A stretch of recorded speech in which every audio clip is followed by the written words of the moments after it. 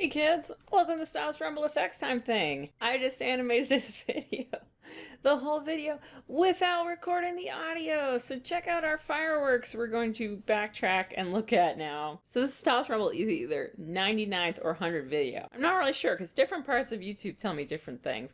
But I want to do some fireworks to celebrate. And I did a bunch of different kinds, but I didn't have my microphone. Like I unplugged my microphone, I plug it back in, but it decided to mute itself. So there's that. Story of my life, I know. If anybody's interested, when I did this video before, this is the water compositing video. I'll try and remember to link it somewhere. You guys know about that. But I've put the TPL of the actual scene file up on Gumroad for you to download because I've had a few people request it. And I was just emailing it to people, but several people have asked for it. So now I'm just going to put it up on Gumroad so you can download it yourself because I'm lazy. But if you want to grab that file, it's there on the Gumroad for your viewing pleasure. So let's just start again. This is just my life now, doing things 5 times. Part of being an animator, guys, so just get used to it. So what I did was I started with my general gravity node just because I like it. I know what's in there. I know where everything is. I deleted the sync. I took the gravity off because we can play with that later if we need to. I took the region off the velocity because we're not going to need it. And I unplugged my transformation. So if you are brand new to particles, I have a 4-part series on the basics of particles in my effects playlist. Go over there and I'll tell you what particle visualizer does, and I'll tell you what particle baker does. It doesn't bake things. This ain't Maya. These are just words we found along the way that we like to use in different settings to keep you on your toes. But all you need to do to make fireworks is to just set your velocity to random in all directions 3D. There you go. Fireworks. Okay, there's a little bit more to it than that, but not much. First of all, you don't want your fireworks just puking into the ether for all eternity. You want them to be a burst, a single burst. So we're going to go down to our sprite emitter's trigger. This is what tells us, this guy here, the trigger. 0 is off, so if I set this to 0, it does nothing. It is not on. So we'll set a keyframe on our trigger to be off, then another keyframe here, and we're going to tell it to be on.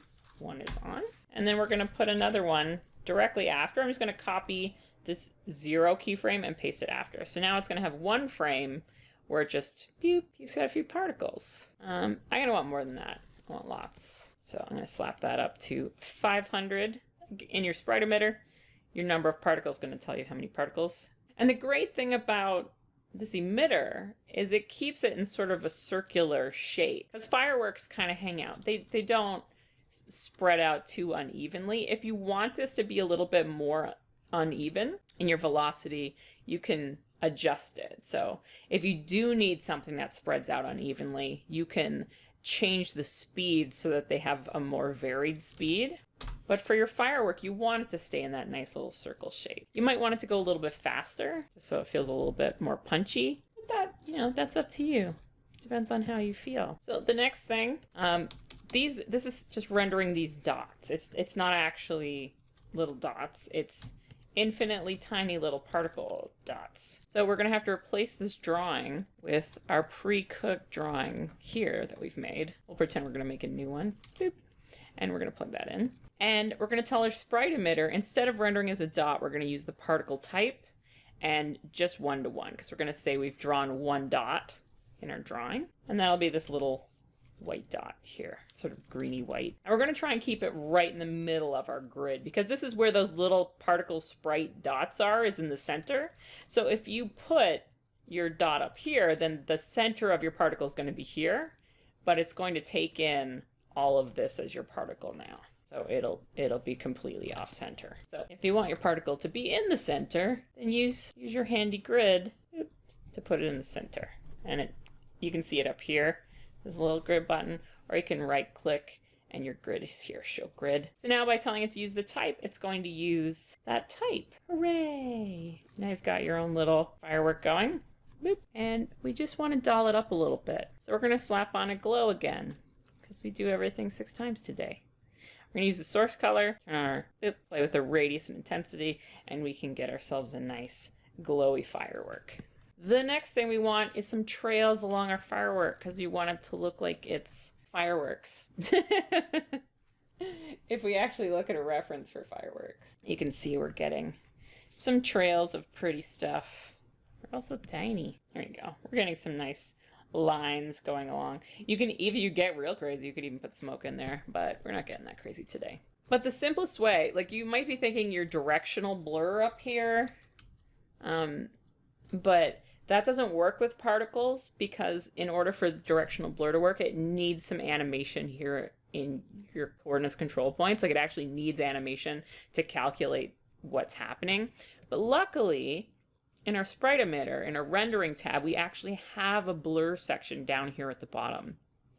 So we're going to change that to the directional blur based on age. And as simple as that, it's going to give us some nice trails on our fireworks. So pretty, so nice. All right, so you can't see that in your regular view. You have to render it. So it can be a little bit time consuming, but just trust that it's there. The next thing I don't want my fireworks to last forever. I want to kill some off. So I'm going to grab my kill node, boop.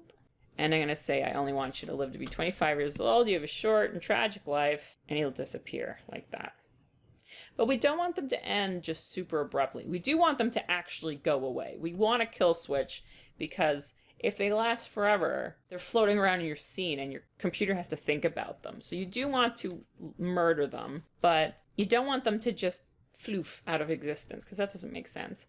So what we're going to do is have them fade out over time. And we're going to use our coloring strategy for that. Again, in your rendering tab, just above the blur stuff, you can map your opacity based on age or frame, just like all your other stuff. So I'm going to map the opacity based on age.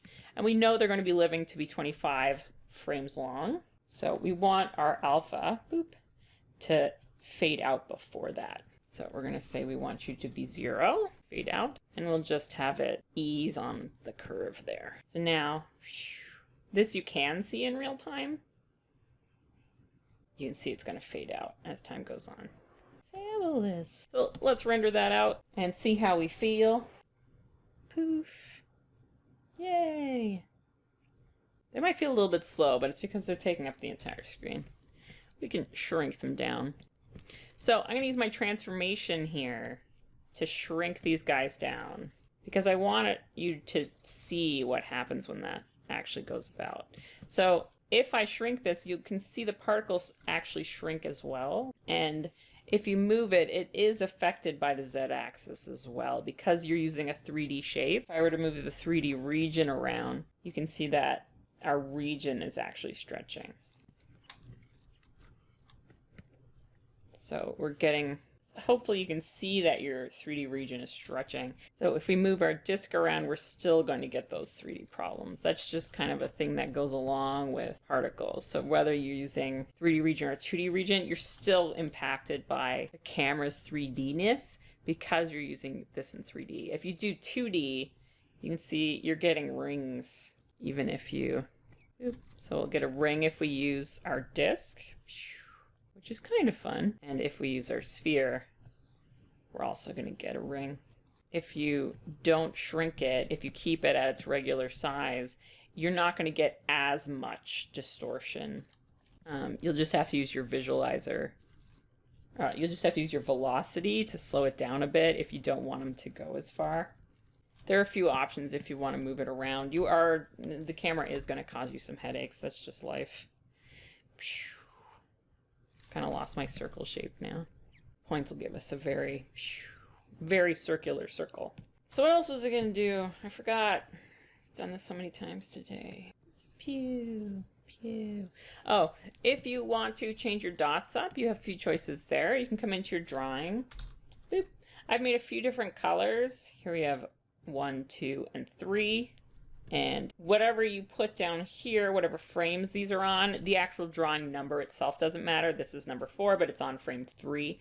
In your sprite emitter, your generation tab, this is where you're going to tell it what to do. So right now it's just 1 to 1, so it's only finding frame 1. If I say frame 1 and 2, it's going to grab the blue and the green. If I say 1 to 3, it'll grab all of them, and then you'll get a little bit of all of your colors. And when you render it out, you're getting something a little bit more colorful, depending on how you want things to go. Another thing you can do is you can actually spend a little bit of time on your sprites. Boop. So here in the center one, I've actually drawn some sprites with tails. So if you just move along from frame 1, boop, boop, boop, boop, that's what it looks like here. And in the camera view, it spreads out like that. So on these guys here, I've added a little bit of gravity, so you can see they're sort of falling slightly. I can do that out here. Grab this gravity back. So here they're just spreading out in all directions equally, but normally you get a little bit of gravity happening. You just want to calm gravity down because the node itself starts up at a very high rate. So you're going to want to get into decimals of this. 0.05, I believe. You're going to get a little bit of drag. Mew. Things are just falling slightly. So it's the difference between this. And that just feels a little bit more realistic. And your trails will follow along too. They're pretty smart little trails. You can see they're going to follow along and feel really fireworky. So the problem with these individually drawn trails is that if you try and slap a gravity node on there, it's going to look weird. Let's just take the gravity node and plug it in. And you can see that some of these start falling in strange directions, these middle ones. Falls in a really weird way because they're already drawn with trails. So just leaving the gravity off those, I feel like looks a little bit nicer. They do look kind of cool though when they're rendered because you can get these multicolored trails, which with those you don't. And the other problem with them is that you get this empty center, because there's no just single points here in the middle. Like I said, if you draw your guy here, it's the center of the sprite, but if you start drawing it along this way, the way that this sprite guy here is done, then he starts moving away from the center. So there's no actual sprites filling out that middle area. So that's something maybe you do like it, maybe you don't, who knows. Whatever floats your boat. And then to vary the timing, you can just, your sprite emitter, you just move your trigger back and forth. So this one's triggered a little bit later, this one's triggered a little bit sooner. You can get different. All of this stuff is exactly the same. It's just that the fireworks have been replaced. These guys, because you're using a series of drawings, you want to use the age as opposed to particle type. If that is bonkers to you, there's a whole episode on sprite emitters that explains how to get these sprites doing what you want them to do. So I know that was a bit of a breakneck explanation. I'm a monster. You should have heard the first version. It was really slow and I explained myself well. I was really articulate. You know it's not true.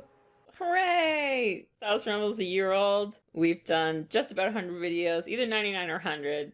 Who knows? I don't know. It's my first day. Even though we've got demonetized again.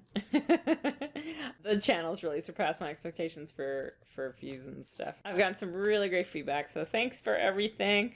1 year anniversary. I'm gonna get back to that fairy someday. If you have any suggestions though, please leave them down below. Thanks for liking, sharing, subscribing, and all those things internet people have asked you to do for the whole past year. And I will see you in the next video, which I'll only record once for sure. Definitely for sure.